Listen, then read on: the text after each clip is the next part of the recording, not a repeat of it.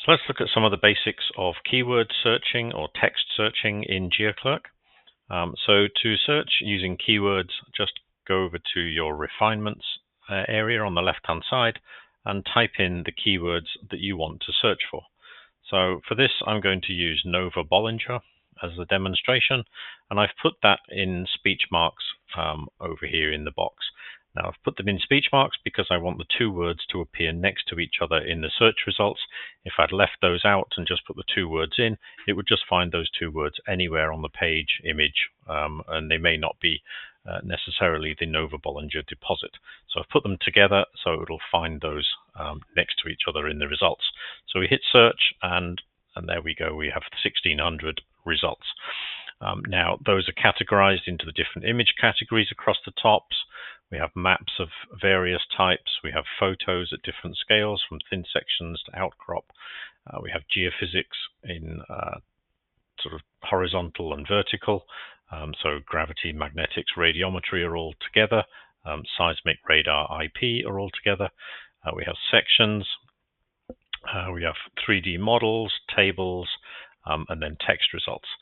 So for the purposes of this, let's just go and look at some geology maps, and I'll show you some of the buttons that are along the top of and surrounding the thumbnails for each of the results.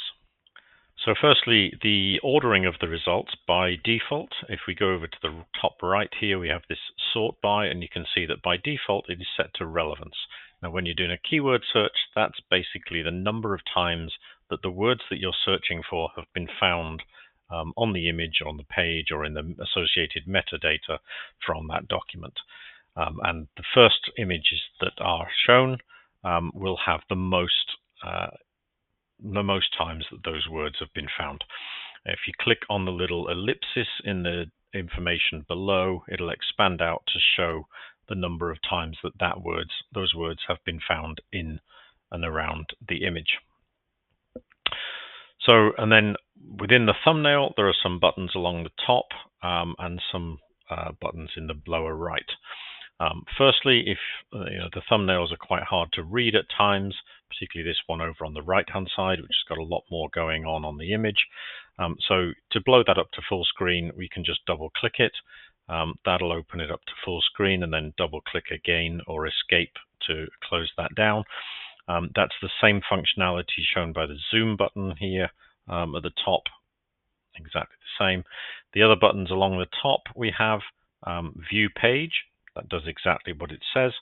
So if we click on that, it just extracts that one page from the document and downloads it. So it's very quick. If it's a big document, then it's a very quick way of seeing what else is on that page, particularly if you're in a low bandwidth setting, if you're out in the field or something like that. That can be a very quick way to see what else is associated around that image. More useful is to see the entire document. So we click on the source button, and that takes us into the document at the page where the image is from. So this particular page, image is on page 7 out of 22, and it jumps straight into where that image is. And then we can scroll up and down. We can download the document, we can print it, do whatever we need to do. Now there's a couple more buttons at the top that may or may not be available. You can see on the left-hand thumbnail here, we don't have any other buttons, but in the middle and the right-hand one, we have this little map pin button, which is our spatial button. So if you hover over that, it says, view the spatial metadata associated with this image. So we click on that, and where there is spatial metadata associated with the document that image is from, you will have that button available. So if we click on that, that'll tell us where that document is related to. So in this case, it's come from the WAMEX database, and so that is the spatial area that was submitted with that document to the WA government. So we can see where that is. We're now in the spatial viewer with all the other functionality that's gone through in other videos.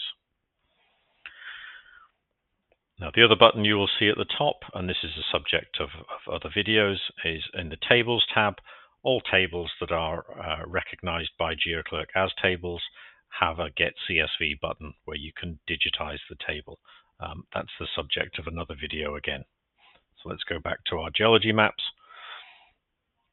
And then the other buttons you'll see down in the bottom right, again, each the subject of further videos are the Save to Project or Favorites button, where you can favorite selected images and then come back and look at them later, and the georeferencing button. So all maps and spatial geophysics, gravity, radiometry, magnetics are able to be georeferenced.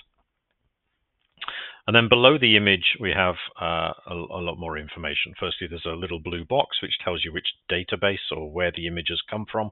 If we click on the source info button below the image, and I'll just do that for the right-hand one over here, that gives a bit more information as to where it's come from. So this one has come from WAMEX. The one on the left-hand side, which is this irmau.com, if we click on that, that's come from somebody's internet search. Doesn't say who it was or what they were searching for, but it's the result of an internet search. Then we have some buttons below to view the document, to search the other images in the document, and to search the text in the document. Again, they are the subject of other videos in this series. And then for anything that's coming from one of the Geological Survey public data document archive, we have links back to the abstract and the appendix, as each geological survey is a little bit different in how they organize this, but for Western Australia we have the abstract and the appendix. For many of the other ones it just takes you back to a combination of where there is other data submitted with the document and links to that data.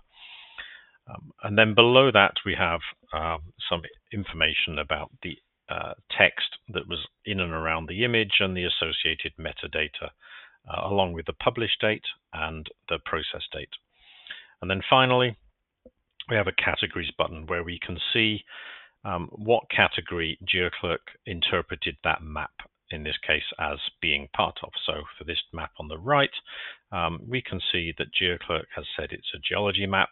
It's 99% confident that it's a geology map. It's 95% confident it's some kind of map. It's got some structure on it, so it's 70% confident, and it not very confident that it could be a mineral deposit map.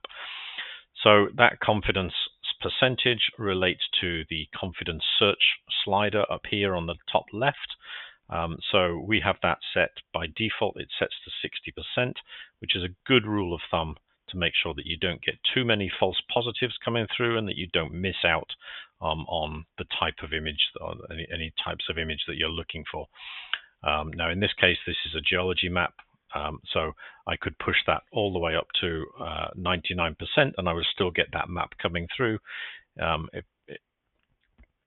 If I was to push that higher, I will get less results. So let's just push that up to 83%. Still got those maps that I saw before, and I've still got the one that I was looking at in the top right, but now we're down to 179 because it's just taken out some that it thinks might be geology maps, but it's not as certain. Similarly, if we slide that right down to about 40% or so, we'll get more maps coming through or more images coming through, but more of them probably won't be geology maps. So generally, as we said, using around about 60% is a good default to have. And so that's the basics of keyword searching in GeoClerk. There's a lot more to it, and they're the subject of other videos.